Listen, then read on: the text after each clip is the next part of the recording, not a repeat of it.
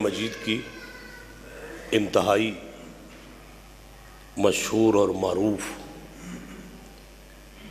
نیز فصاحت و بلاغت میں مملوء کریمہ جس کی تلاوت کا شرف حاصل کیا گیا ہے،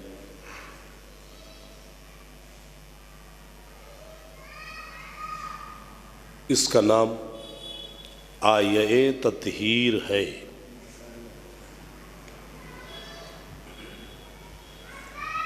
جہاں تک میری ناقص نظر ہے کہ دامن اسلام میں جو رکن اول، خصوصیت اول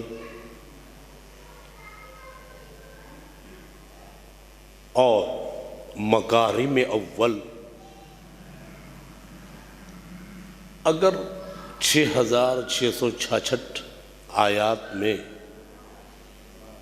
کسی کو یہ درجہ اور یہ شرف یہ مجد حاصل ہے تو وہ فقط آیہ تطہیر ہے۔ اصول دین ہو یا کہ فروع دین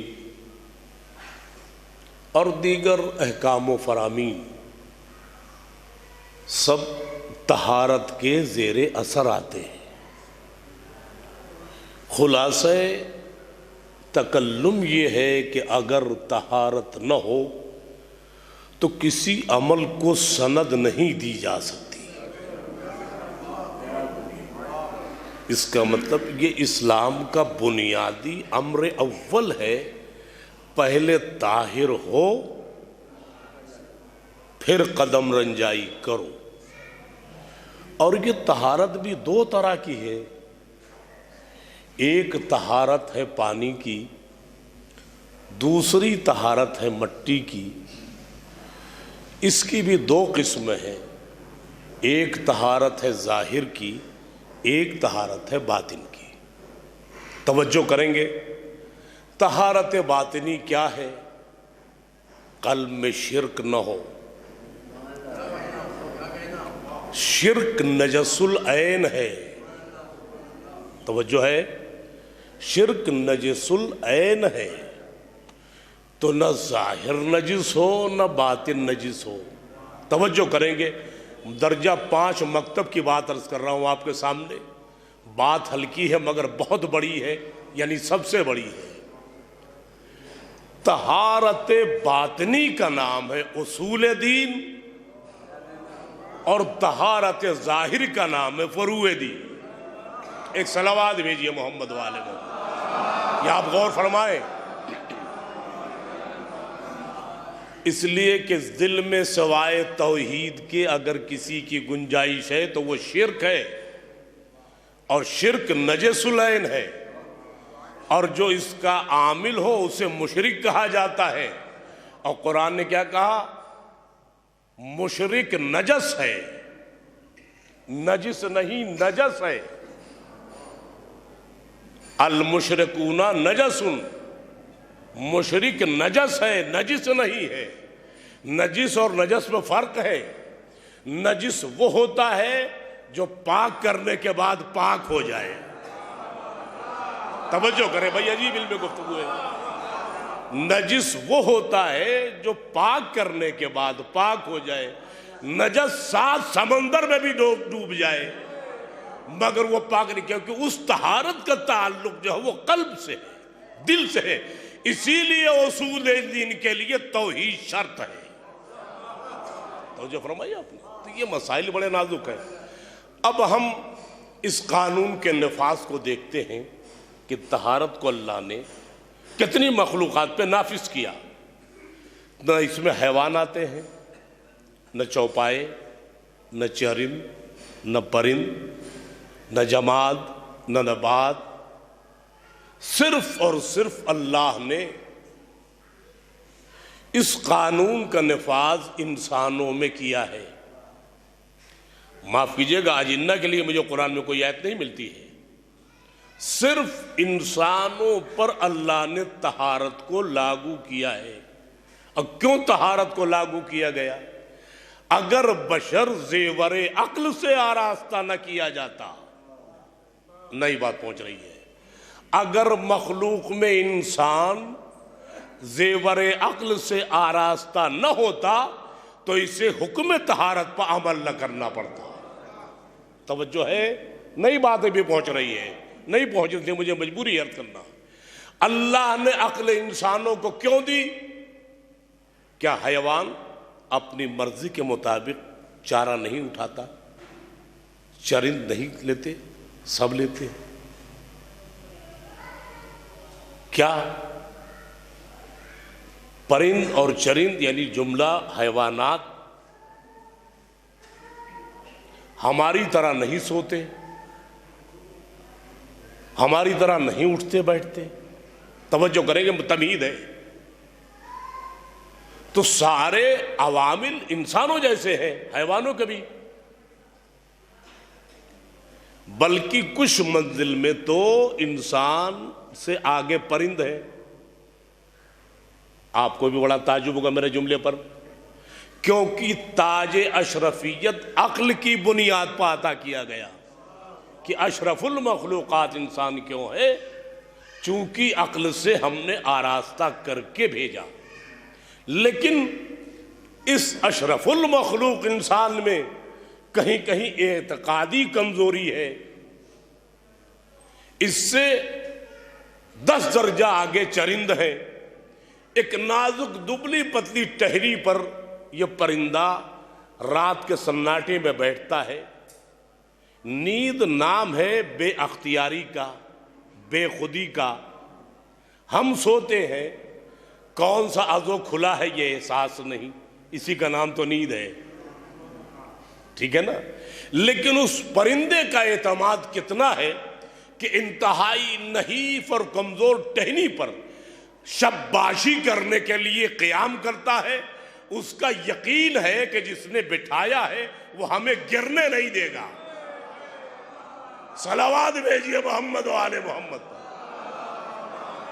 تو یہ منزل کمال ہے۔ تو ہمیں یہ دیکھنا پڑے گا کہ آخر اللہ تعالیٰ نے جن کے سارے عوامل، سارے اعمال، ارکان ہماری طرح ہیں، افعال انسانوں جیسے ہیں، آخر ان کے لیے طہارت شرط کیوں نہیں ہے؟ غور کیجئے گا، چند جملے بولوں گا۔ بھئی ہماری طرح دیکھتا بھی ہے، ہماری طرح سنتا بھی ہے، ہماری طرح کھاتا بھی ہے، مگر حیوان انسان سے بھی 10 درجہ آگے ہے کمال میں۔ انسان سر اٹھا کے کھاتا ہے، حیوان سر جھکا کے کھاتا ہے۔ نہیں، آپ تجزیہ کر لیے، اب تو تہذیب انسانیت بفر کی سسٹم میں اتنی کمال پہ پہنچ چکی ہے کہ بیٹھ کے بھی کھانا ناگوار خاطر ہے، مگر آپ کسی حیوان کو سر اٹھا کے کھاتا ہوا نہیں دیکھیں گے۔ تو ہم سے 10 درجہ آگے ہے، تو پھر آخر ان میں طہارت کیوں نہیں شرط ہے؟ اگر یہ بات پہنچ گئی، موضوع سے متصل ہو جاؤں گا۔ بڑی عجیب و غریب اور لطیف آیہ گرامی قدر ہے، یہ ہمیں سمجھنا ہوگا۔ اللہ نے جو ہمارے سروں پر تاج اشرفیت رکھا ہے وہ عقل کی بنیاد پر رکھا ہے، کیونکہ عقل انسان کو ممیز بناتی ہے، صاحب تمیز بناتی ہے کہ یہ اچھا ہے، یہ برا ہے، یہ حلال ہے، یہ حرام ہے۔ یہ تمیز جہاں قائم ہو اسے ممیز کہا جاتا ہے، جس پر لاگو ہو وہ ممیز ہے۔ توجہ ہے نا؟ لیکن طہارت شرط نہیں سوائے انسانوں کے۔ وجہ اس کی واحد یہ ہے کہ جو صاحب تمیز ہے، ممیز ہے، لازم ہے کہ وہ پہلے طاہر ہو۔ ظاہر نجس ہے تو ظاہر کا طاہر ہو، باطن نجس ہے تو باطن کا طاہر ہو۔ جب تک طہارت سنگ بنیاد نہ بنے، نہ عقیدہ بنے گا، نہ عمل قابل قبول ہوگا۔ توجہ ہے آپ کی؟ میں عرض کر چکا، سارے انسانوں کو جمع کر لو، خدا کی قسم مجبوری ہے قسم کھانا میری، سلام ہو اس توحید کے منصوبہ مستقل پر، منصوبہ مستقل پر، اس نے طہارت کو سند بنا دی اہل بیت کے لیے. ہائے ہائے، جملہ میرا کہاں کارساز ہے. آپ دیکھیں، اب یہ آیت طہارت کا نزول پنجتن کی سند کے لیے اترا ہے. اب ہمیں اس میں غور کرنا پڑا گا. ذرا دیکھیے آگے چل کے. رسول اسلام کی آمد ہوئی، سلام کیا، اپنے ذوف کا اظہار کیا، بیٹی سے چادر مانگی. جو رحمت للعالمین ہے وہ اپنی بیٹی کی چادر کا طالب ہے. رحمت للعالمین اپنی بیٹی سے چادر کا طالب نہیں ہے. فرق سمجھیے گا جملے کو. اپنی بیٹی کی چادر کا طالب ہے. فرق سمجھ میں آ رہا ہے کہ نہیں آ رہا ہے؟ اور سے بھی چادر مانگی جا سکتی ہے، مگر بیٹی ہی کی چادر نبوت کیوں مانگ رہی ہے؟ اس کا مطلب جہاں اطباء کی حکمت دم توڑ دے وہاں زہرا کی چادر شفا دیتی ہے. صلوات بر محمد و آل. توجہ فرمائے. اور نام تک لیا، چادر مانگی. حجرہ تھا، لیٹ کے اوڑھ لیے حضور نے وہ چادر. اب جو علماء نے تحقیق لکھی ہے میں اس میں کیا بتاؤں آپ کو. ہم تو جاندار کی فضیلت قائل ہیں، جن میں جان نہیں اس کی بھی فضیلت آج ہم بیان کر رہے ہیں، اس کو آپ سنیں. ایک خاتون کے اوڑھنے کی چادر کتنے گز اور میٹر کی ہوتی ہے؟ غور کریں آپ، پھر میرا جواب سنیں. جو خاتون اپنی چادر اوڑھتی ہے وہ کتنے میٹر اور کتنے گز میں ہوتی ہے؟ چادر تو چادر ہے بھائی، اس کا حسین نام ہے پردہ. اس کا حسین در حسین اس میں گرامی ہے ستر. تو چادر کے دو کمال ہیں، وہ کمال میں بعد میں بیان کرتا ہوں. اللہ اچھا رکھے، پنجتن پاک میں جو سب سے قداور شخصیت تھی حاجی مہدی حسن صاحب، وہ پیغمبر اسلام کی تھی. مولا علی کا بھی قد جناب رسالت مآب سے کچھ کم تھا. اب یہ بات سمجھنے کی ہے کہ جب نور کے دو حصے ہیں، دو ہی جز ہیں، اور ایک نور کے دو ٹکڑے ہیں، تو برابر اس وقت کہلائے گا جب حصے برابر کے ہوں. ایک ہی نور سے دونوں وجود ہے، تو رسول اعظم کا قد نکلتا ہوا، مولا علی کا قد کچھ اس سے کم. یہ لطافت قرآن دیتا ہے، انسان نہیں. سبب کیا ہے؟ دنیا قد و قامت کے جھگڑے میں پڑی رہی، لمبے لمبے لوگوں کی تعریفیں کرتی رہی، اور علی جیسے صاحب کمال کردار پر کہتے ہیں کہ آپ کا قد تو کم ہے. اور ایسے نہیں، باقاعدہ موازنہ اور مقابلہ شکل ہے. ایک لمبا علی کے دائیں طرف کھڑا ہے، ایک بائیں طرف کھڑا ہے، بیچ میں مولا علی کھڑے ہیں. وہ دونوں اپنے قد پر غرور کر رہے ہیں، اور تحقیر کے نظریے سے مولا علی سے فرمایا کہ آپ کا قد ہم سے کم ہے، ہم دونوں سے کم ہے. تو انہوں نے کہا تم میری حیثیت نہیں جانتے ہو، میں لنا کا نون ہوں.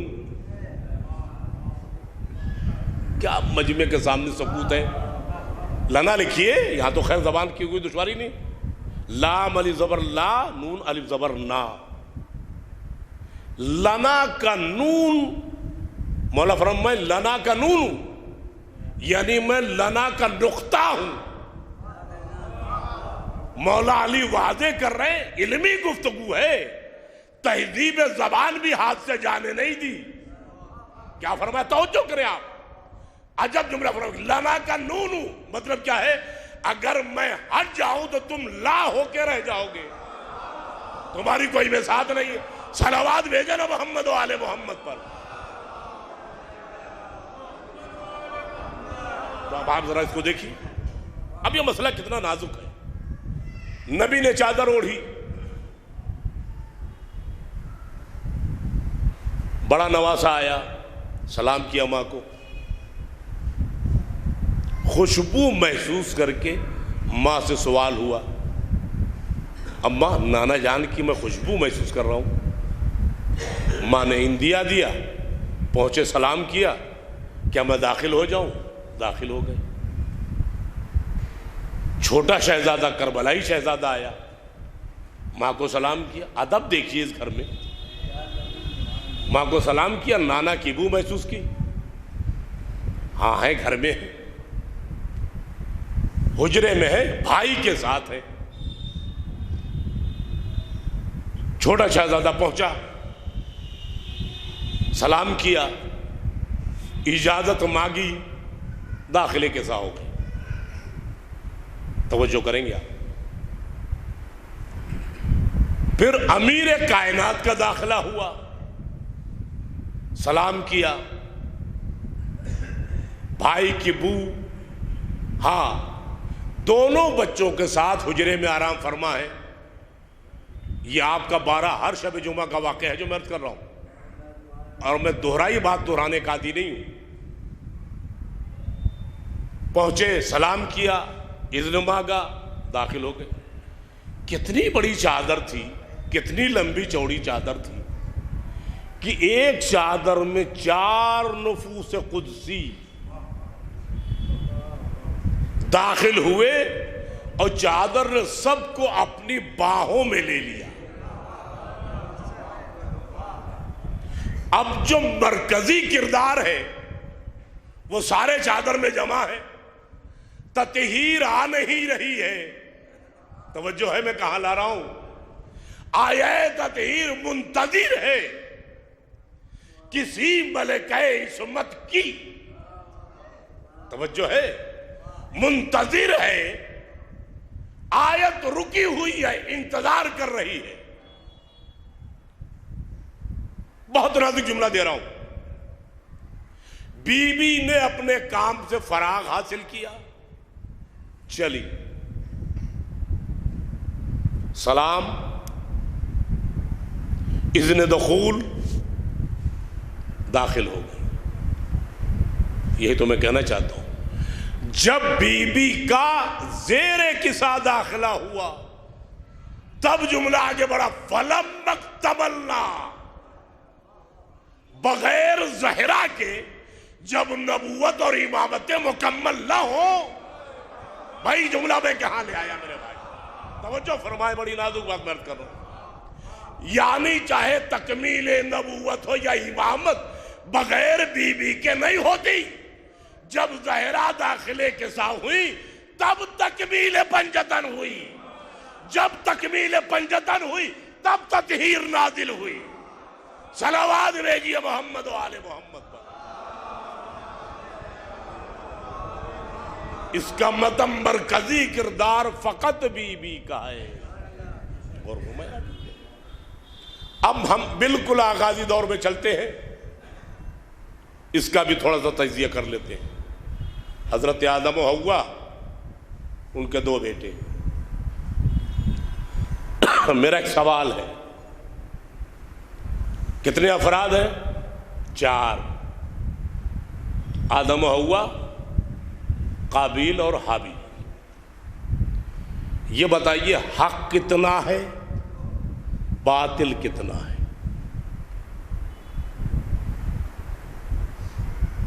چار افراد میں حق کتنے % ہے اور باطل کتنے % ہے؟ پہلا اور آخر یہ واحد زمانہ ہے کہ جب حق 3/4 ہے، باطل 1/4 ہے۔ نہیں پہنچی خدا کی قسم. قابیل باطل تھا، 1/4 رہ گیا. آدم و حوا حابیل 3/4 حق تھے. اس کے بعد حق کبھی کثرت میں نہیں آیا. آج تک حق کبھی کثرت میں نہیں آیا. اچھا چھوڑیے، جانے دیجیے. پھر ایک نازک پوائنٹ ہے اسی میں. اصل میں آپ تھوڑی سی توجہ دیں تو میرا جی بھی لگے پڑھنے میں. میری مجبوری ہے اور میں کہتا ہوں تو ناگوار خاطر نہ ہو جائے، ڈر بھی لگتا ہے. اس لیے کہ یہ بالیدہ نظر بلوغ کے ماہر افراد شریک مجلس ہوتے ہیں یہاں. آپ دیکھیں ان 4 نفوس میں خاتون 1، مرد 3. حابیل قابیل جناب آدم، خاتون جناب حوا، اما ہوا. 2 خاتون کو بڑی شہرت ملی کہ شیطان اتنی شہرت کو نہیں پہنچا. ایک ہے اما ہوا، یہ ان کا لقب ہو گیا اما ہوا. جتنی شہرت ماں کی ہے اتنی شہرت شیطان کی نہیں. ایک ہے نانی جان، جتنی شہرت نانی کو ملی شیطان کو نہیں ملی. پہنچ ہی نہیں پا رہا ہے میرا مجمع، میں کیا کروں بھائی. مسئلہ تو یہ ہے، آپ کسی کو نانا بھی فرماتے ہو، کسی کو نانی بھی فرماتے ہو، بڑی نازک ترین بات ہے. مگر مجھے اس سے لینا دینا نہیں، آپ تک پہنچے نہ پہنچے میرا اصل بیان پہنچنا چاہیے جو بیان ہے. جناب حوا 1 خاتون، آدم و حابیل و قابیل 3 مرد. ان میں عقل کا موازنہ کیا ہے؟ حوا کی عقل کم ہے، آدم و قابیل و حابیل کی عقل زیادہ ہے. بہت ہی نازک گتھی ہے جو حل ہو رہی اس وقت میرے بیان کے دائرے میں. قبلہ ذرا دیکھیں گے شاید کوئی نئی بات.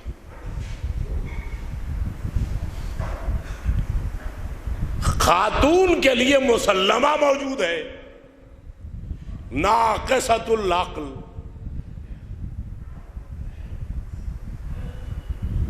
مردوں کے لیے کیا ہے؟ کامل العقل. تو ایک فلسفہ یہ بھی طے ہو گیا آغاز حیات بشر میں ناقص عقلی کم تھی، یعنی 1/4 تھی، کامل العقلی 3/4 تھی. توجہ کیجئے گا. پھر اس کے بعد سے زمانہ فصیل قیامت تک نہیں ملے گا کہ جہاں عقل والوں کا تعداد زیادہ ہو اور ناقص العقل کی تعداد کم ہو. حضرت حوا سے لے کے اس دور تک کثرت ہے ناقصین عقل کی، قلت ہے کاملین عقل کی. مرد عقل میں زیادہ، تعداد میں کم. خاتون عقل میں ناقص، تعداد میں زیادہ. ایک فلسفہ جاتے باتیں کر رہا ہوں، مثال دے رہا ہوں میں. یہ ذرا اس کو تجزیہ کیا جائے. آج بھی یہ فلسفہ حضرت حوا کے بعد سے کبھی میسر نہیں آیا. ہمیشہ خواتین کی تعداد زیادہ رہی، مردوں کی کم ہے. فلسفہ قرآن تو دیکھیے آپ کہاں جا رہا ہے. اب خدا کی قسم دامن قرآن سے بیان کر رہا ہوں، اگر عورتوں کی کثرت نہ ہوتی تو آنے واحد میں 4 نکاح جائز نہ ہوتا. کیا سن رہے ہو بھائی، میں کہاں لے آیا؟ یہ بھی امتحان رجل ہے، رجال ہے، کوئی عورت بغیر سہارے کے نہ رہے۔ 4 نکاح کا جواز اسی لیے شریعت نے رکھا۔ عورتوں کی تعداد زیادہ، عقل کم، مردوں کی تعداد کم، عقل زیادہ۔ جو جنہوں عقل میں زیادہ تھے ان کی ہدایت کے لیے 1.25 لاکھ انبیاء۔ دیکھ رہے ہیں میں کیا کر رہا ہوں؟ توجہ کیجئے گا۔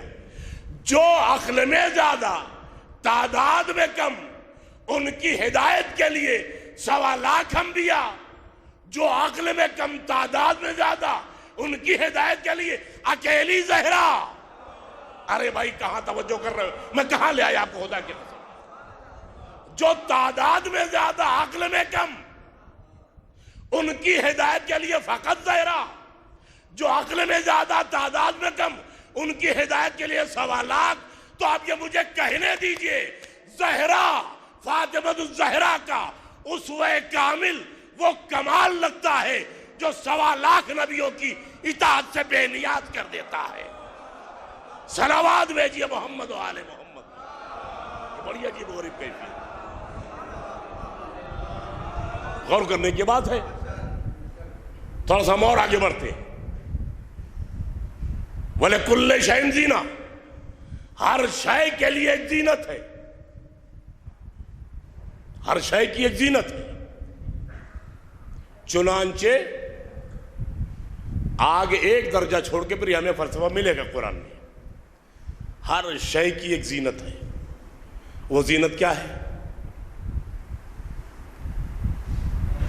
پھول، گلشن کی زینت، ستارے، آسمان کی زینت، مرزار، زمین کی زینت۔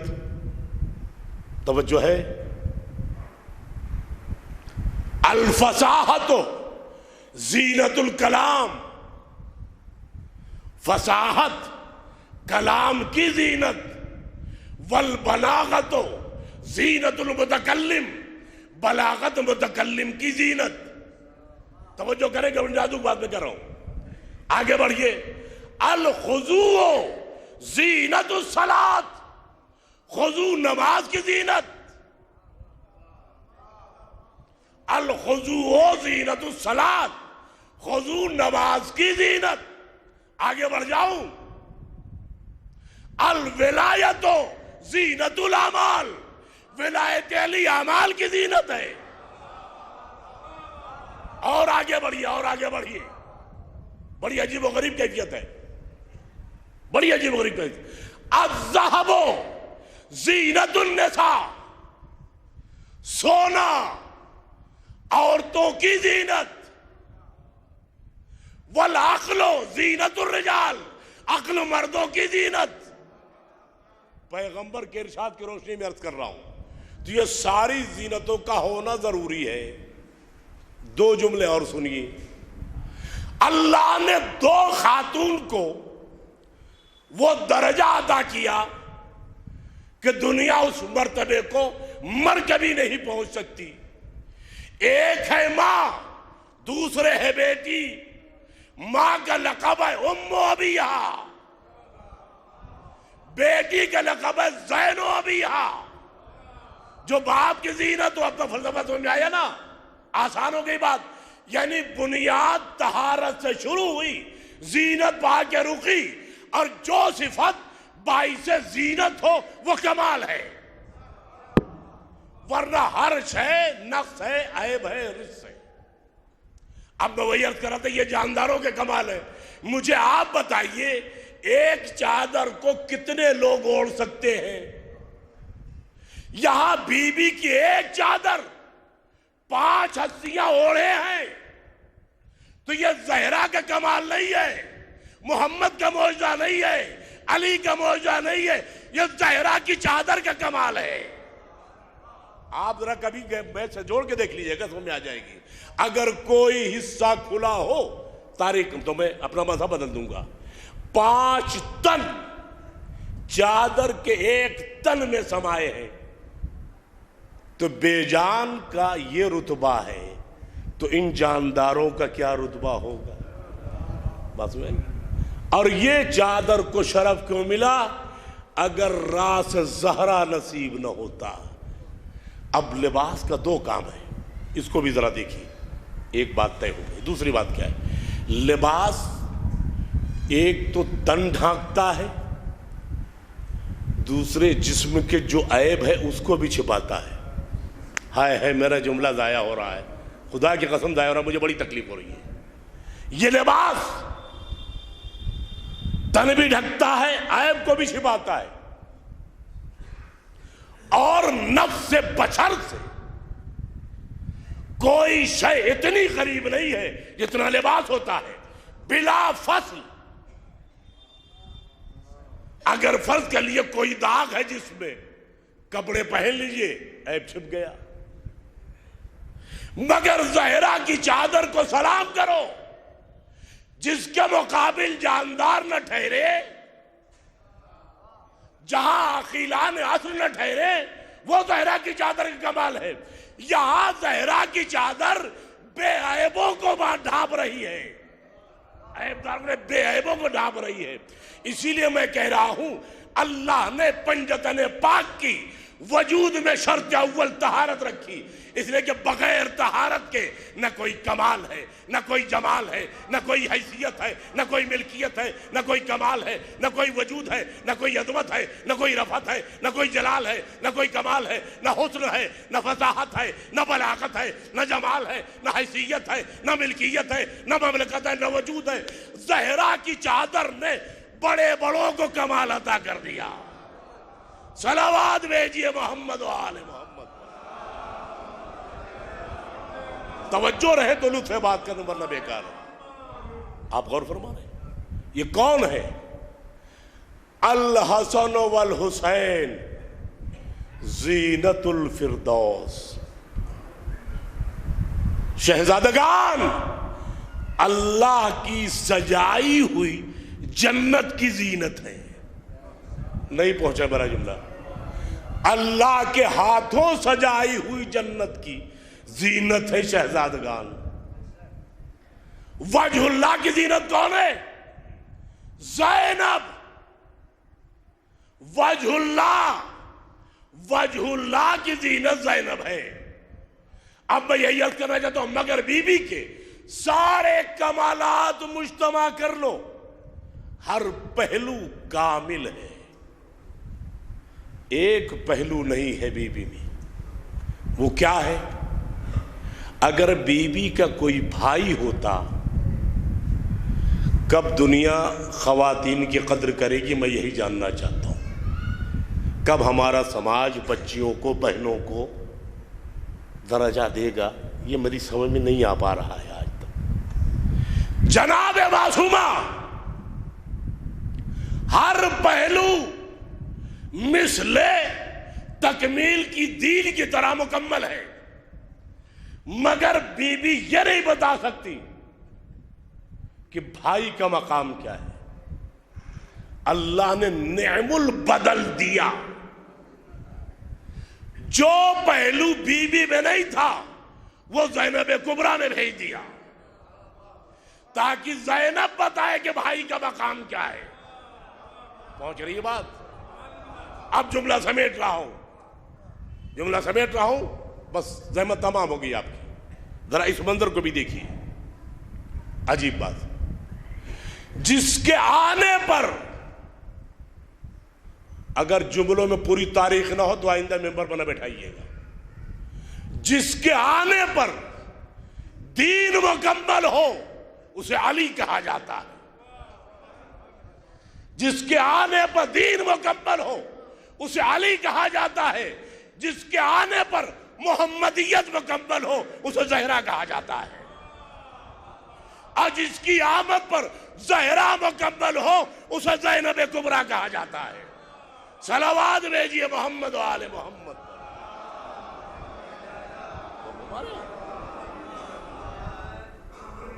کافی وقت درکار ہے ایک ایک کردار پر گفتگو کے لیے۔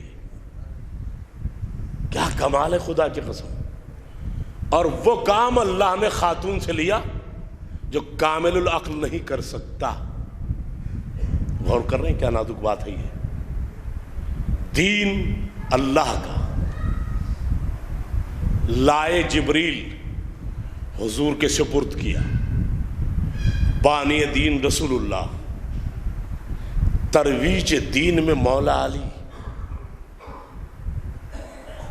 ٹھیک ہے. بقائے دین کے لیے پھر ضرورت ہے ایک مرد کی، تو حسین ہے، مگر خدا کی قسم کربلا میں دین محفوظ نہیں ہے. آپ نے مصائب سمجھ لیا، بڑی مجبوری تو یہی ہے. ہزاروں مجلس سننے کے بعد بھی جملے کے قرائن نہیں آپ کے سماعت تک پہنچ رہے، بڑی مجبوری ہے. میں نے کیا عرض کیا؟ دین اللہ کا بدست جبریل نبی تک آیا.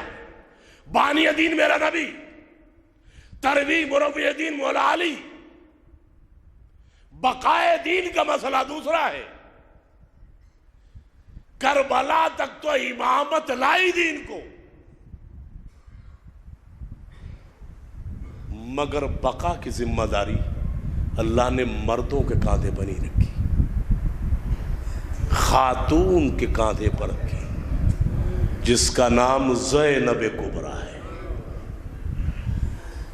اللہ نے 2 بیٹیاں مولا علی کو کیوں دی تھیں؟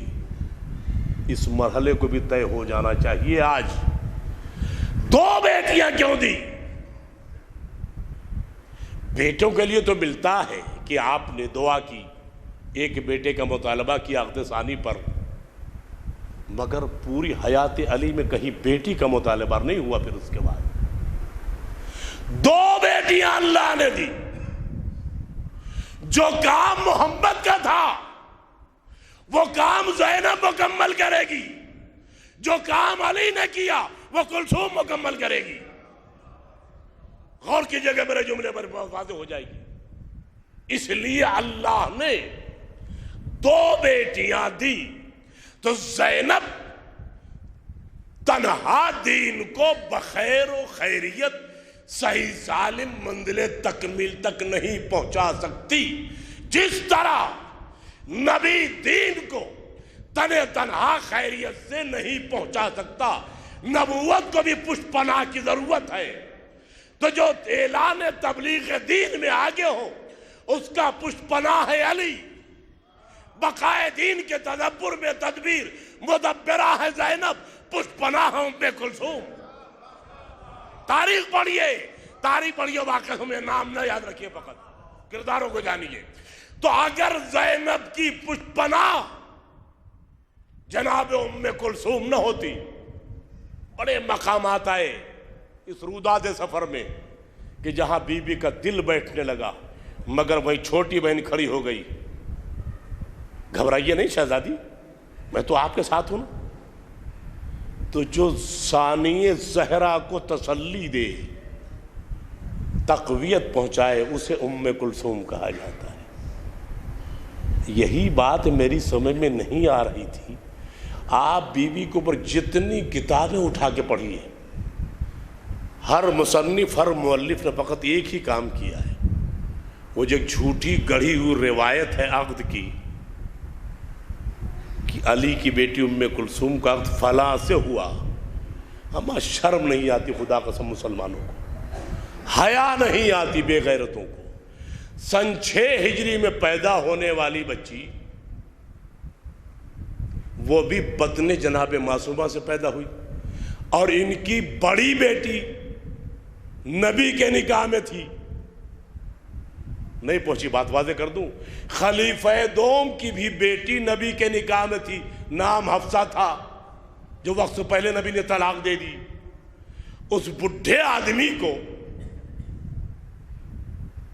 عمر دیکھی 80 سالہ بڈھا آدمی 6 ہجری میں پیدا ہونے والے بچے کے لائق ہے وہ کہ اس کا مگر مسلمان. میں جملہ بدل کہنے چلو توجہ کیجئے گا، سب نے سنا ہے یہ الزام تاریخ اسلام نے اتنا ظلم کیا ہے کہ وہ ناقابل بیان ہے. جناب ام کلثوم کا نکاح، بنت علی کا نکاح ایک خبیث بڈھے کھوسٹ کے ساتھ المیہ دے رہا ہوں، میری مجبوری ہے بیان کرنا. اس موضوع کو کسی نے آج تک ٹچ نہیں کیا ہے، اس لیے اشارہ دے کے میں صاحب طرف آنا چاہتا ہوں. خدا کی قسم آپ بتائیے، جس کی بڑی بیٹی نانا کے نکاح میں ہو، ٹھیک ہے، اس کی چھوٹی نواسی، اس بڈھے کی عمر کیا ہوگی جب اذکار رفتہ ہو چکا ہے، آنکھیں خود نہیں ٹھہرتی، پاؤں لڑکھڑا رہے. یہ بے غیرت مسلمانوں نے، توجہ کریں گے، یہ فقط گڑھا الزام نہیں لگایا، کوئی تو ان کی مجبوری ہے جو علی سے رشتہ داری جوڑنا چاہ رہے ہیں. نہیں پہنچ رہا میرا جملہ. اس کا مطلب اہل بیت میں کوئی کمال ہے جہاں رشتے کی بنیاد پر حاصل کیا جانے کی کوشش کی جا رہی ہے، اور اللہ نے اسے کنڈم کر دیا. رکے رہو، بات ختم ہو گئی. آخری جملہ، پھر کبھی تفصیل اس موضوع پر گفتگو ہوگی. آپ ذرا دیکھیں اس منظر کو، کیا ہے. قرآن نے 3 مقام پر صریحی طور پر فرمایا نبی کی بیویاں تمہاری مائیں ہیں. نہ خون کا رشتہ، نہ حسب ہے، نہ سبب ہے، کیسے ہماری اماں ہو گئی؟ سمجھنا، قرآن بول رہا ہے. یہ 3 مقام پر میرے ناقص مطالعے میں ہے. آداب بھی اس میں دیے ہیں. دیکھو، زور سے نہ بولنا نبی کے دروازے پر. اس گھر میں فقط تمہارا نبی نہیں، تمہاری ماں بھی ہے. مطلب ماں کے سامنے ادب سے بولو. نبی کی بیویاں تمہاری مائیں ہیں. میں یہ گھڑی 7:05 سے بڑھتی نہیں، میں کیا کروں؟ میں وہی پریشان ہوں کب سے. ایک صلوات بھیجیے محمد والے محمد.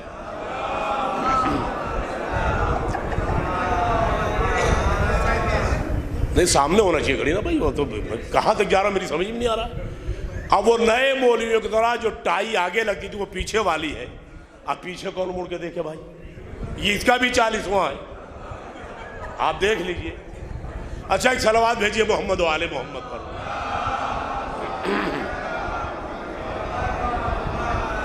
بس 2 منٹ اور بس جا، 2 منٹ جاتا تھا.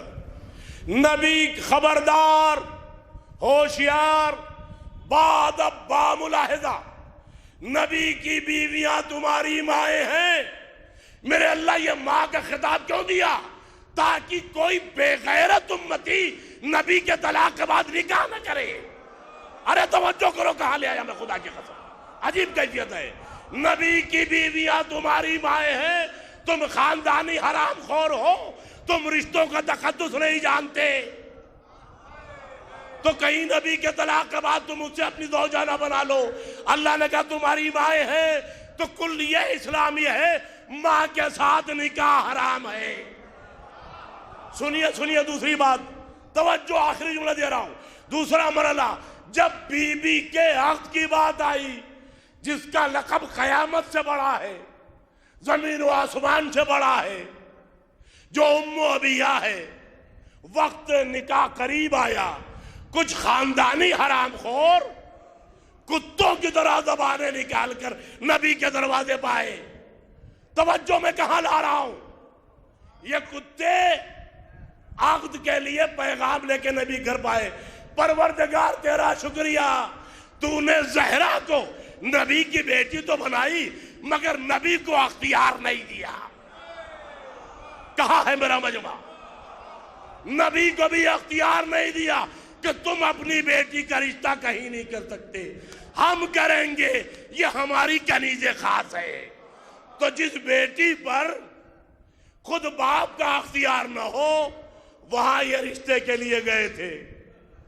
کمر میں درد ہے، پاؤں چلنے سے قاصر ہے، آنکھیں ڈبڈبا رہی ہیں، بے غیرتوں کی نبی کے دروازے پر رشتہ مانگنے گئے. پتہ تو چل گیا خاندانی بھکاری کون ہے. رشتہ لینے، اوقات دیکھ کے بات کرو. اب میں جملہ اپنا کہہ رہا ہوں تحقیق کے ساتھ. تو جس بیٹی کو اللہ اور اللہ کے نبی ان کے نکاح میں نہ دے، پھر جملہ پہنچ رہا ہے میرا آخری جملہ ہے، جس بیٹی کا رشتہ اللہ و رسول ان کے ساتھ دینا گوارا نہ کرے، اس کی بیٹی کا نکاح کسی بڈھے کھوسٹ سے ناممکن ہے۔ اب جعفر جوہری کا فیصلہ سنو، پنجتن کے لیے بات کہتا ہوں خدا کی قسم، جب نبی کی بیویاں ہماری مائیں ہیں تو ان کی بیٹیاں بھی ہماری بہنیں ہیں، ان کی بیٹیاں بھی ہماری بہنیں ہیں، اور ان کی بیٹیاں بھی ہماری بھانجیاں ہیں یا بھتیجیاں ہیں۔ میں کہہ رہا ہوں تو جب نبی کی بیوہ کے ساتھ امتی کا نکاح حرام ہے تو زہرا کی بیٹی کا نکاح جائز کہاں سے ہو جائے گا؟ صلوات بر محمد و آل محمد۔ قرآن مجید بول رہا، بس زحمت آپ کی تمام، لیکن بقائے دین کے لیے مثل علی زینب کو بھی ایک پشت پناہ کی ضرورت تھی، اسی کا نام نامی زینب الصغریٰ کنیت ام کلثوم ہے۔ کیا کمال کیا! دو بہنوں نے رات کی تاریکی میں خیمے اور گھر جلنے کے بعد جو جرأتوں کا اظہار کیا ہے، خدا کی قسم روح عباس داد دے رہی ہے،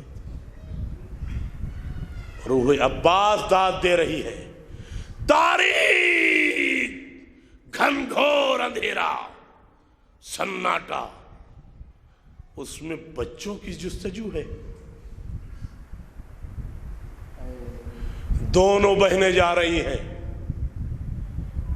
جب گھر جلے نا چھوٹے بچے گھبرا کے خیمے سے نکل پڑے۔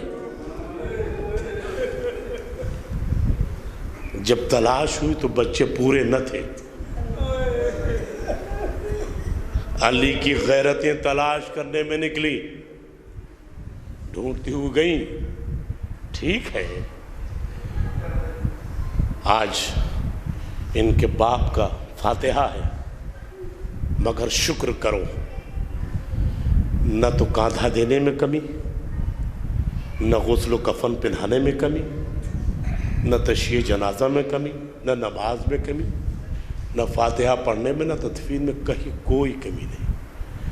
قوم کے کسی آدمی نے آپ پر بیجا بار تو نہیں ڈالا؟ اولاد ہونا باپ کا سایہ سر سے اٹھا ہے، کوئی یہ بھی نہیں پوچھتا کفن لانا ہے پیسے دو۔ کیا نزاکت ہے!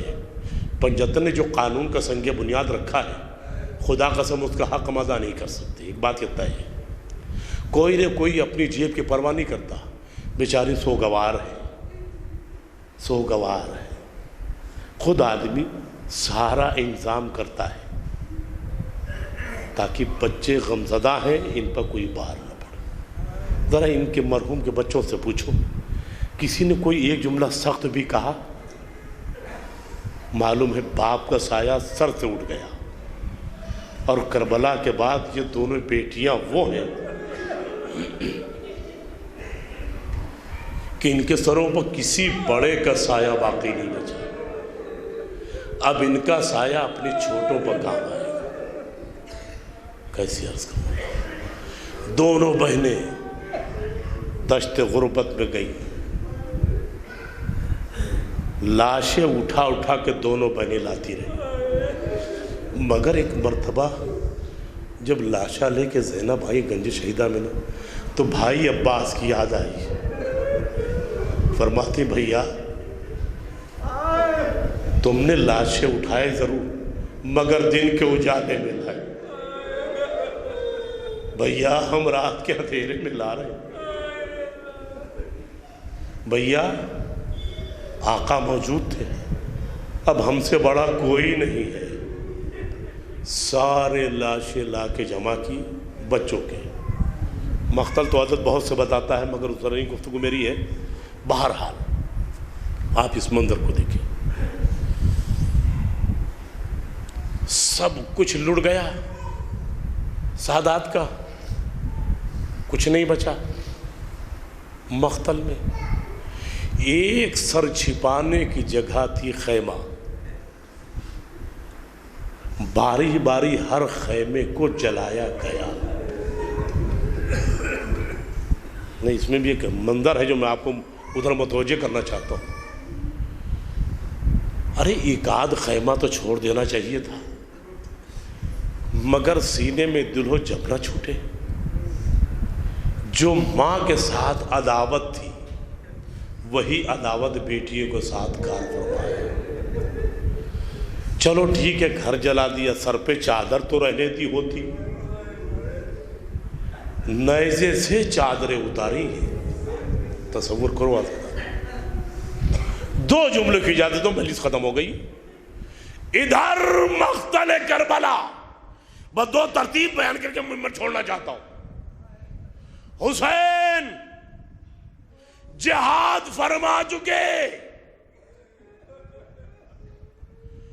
فنظر یمینا و شمالا، کبھی طاہری طرف دیکھتا ہے زہرا کا بیٹا، کبھی بھائی طرف دیکھتا ہے، واہ غربتا، ہائے رے میری تنہائی، کوئی نہیں ہے۔ قدرت بھی امتحان لے چکی حسین کا۔ یا ایتھا النفس المطمئنۃ ارجعی، اے نفس مطمئن پلٹا اپنے رب کی طرف۔ حسین نے ذوالفقار نیام میں رکھی، گھوڑے کی گردن پر سر کو جھکا دیا۔ بھاگی ہوئی فوجوں کے دل بڑھ گئے، کوئی تلواریں لے کے بڑھتا ہے، کوئی خنجر لے کے بڑھتا ہے، کوئی نیزے لے کے بڑھتا ہے، کوئی پتھر مارتا ہے، کوئی انگارے حسین پر پھینکتا، مگر حکم رواج کا پلٹا۔ اب حسین کسی حملے کا جواب نہیں دے سکتے، عزاداروں زحمت ختم ہو گئی۔ حسین اتنا زخمی ہو چکے تھے کہ گھوڑے سے خود اتر نہیں سکتے تھے، اور اگر ارادہ بھی کرتے نا کہ لاؤ بائیں طرف اتر جائیں، تو اشقیاء نیزے چبو کے داہنی طرف اور کبھی بائیں طرف، ادھر حسین جدھر اترنا چاہتے اس کے اپوز میں حسین کو دھکیل دیا کرتے تھے۔ اب میں یہ نہیں جانتا کہ حسین گھوڑے سے کیسے گرے، آپ اس تنفس سے ذیق میں دیکھیے، ذیق نفسی دیکھیے۔ زہرا کا لال حتمی کوشش کر چکا، آدھا اترنے نہیں دیتے۔ حسین کیسے آئے؟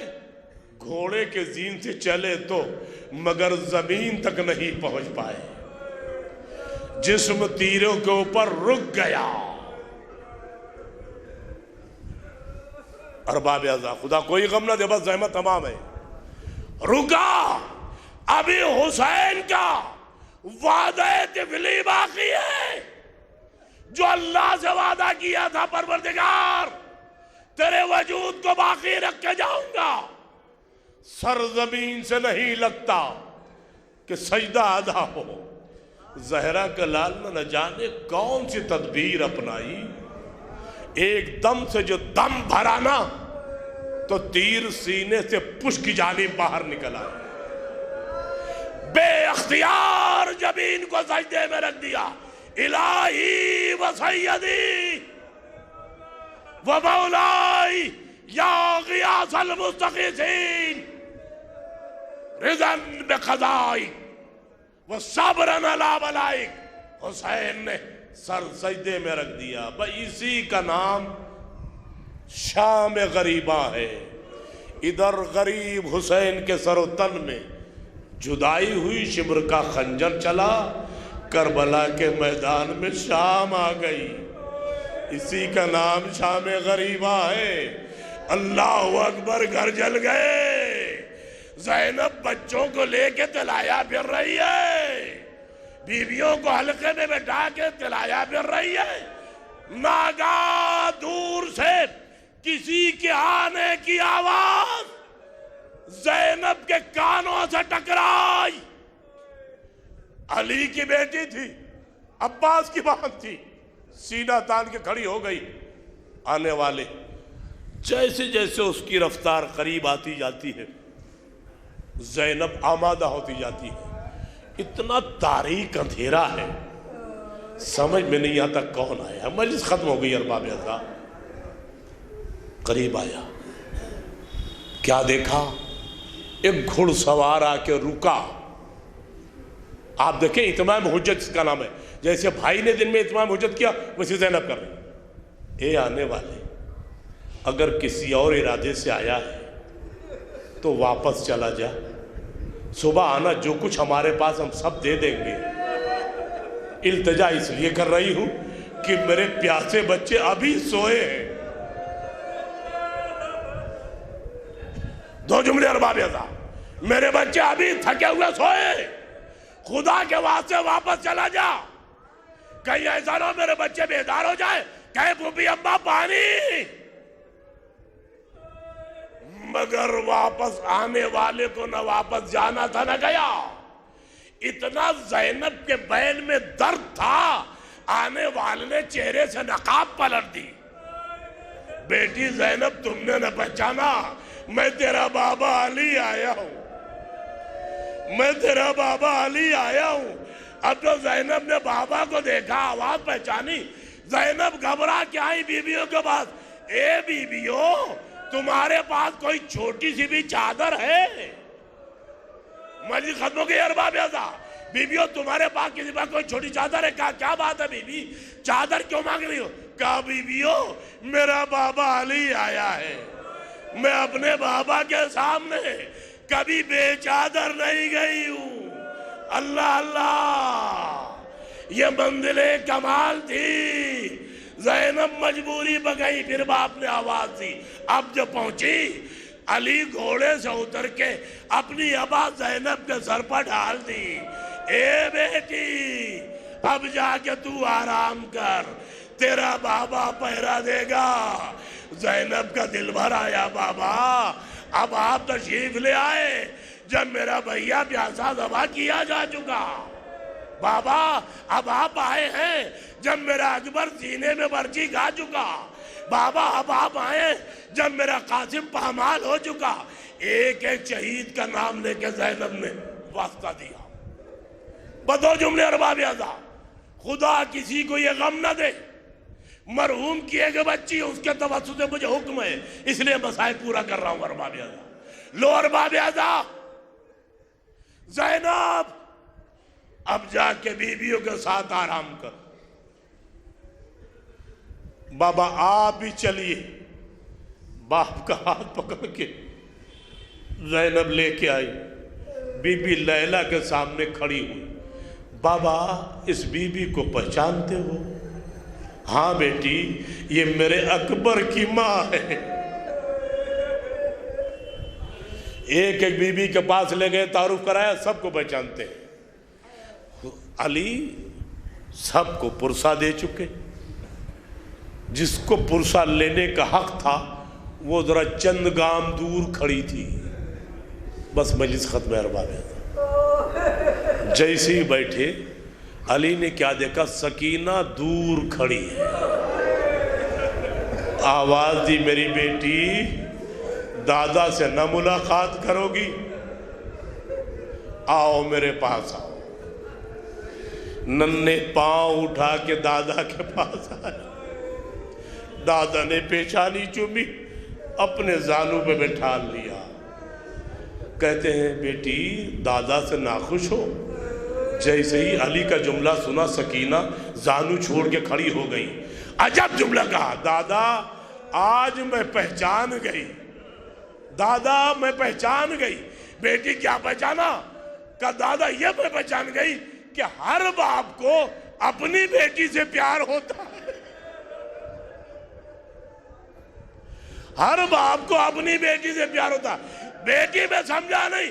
کہا دادا جب آپ کی بیٹی نے بلایا آپ تشریف لے آئے، میرا بابا جب پیاسا ذبح ہو رہا تھا میں کہہ رہی دادا نجف جاؤ، میرا بابا ذبح ہو رہا ہے، آپ نہیں آئے۔